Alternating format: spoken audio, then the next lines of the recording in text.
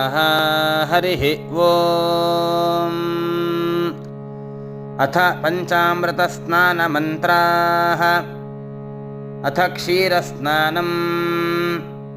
ॐ आप्यायस्व समेतु ते विश्वतः सोमवृष्णिजम् भवावाजस्य सङ्गथे। क्षीरस्नानं समर्पयामि, शुद्धोदकेन स्नपयिष्ये। ॐ सद्यो जातं प्रपद्यामि, सद्यो जाताय वै नमो नमः।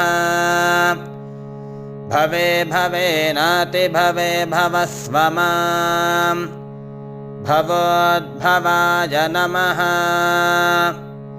शुद्धोदकस्नानं समर्पयामि। अथ दधिस्नानम्। ॐ दधिक्रा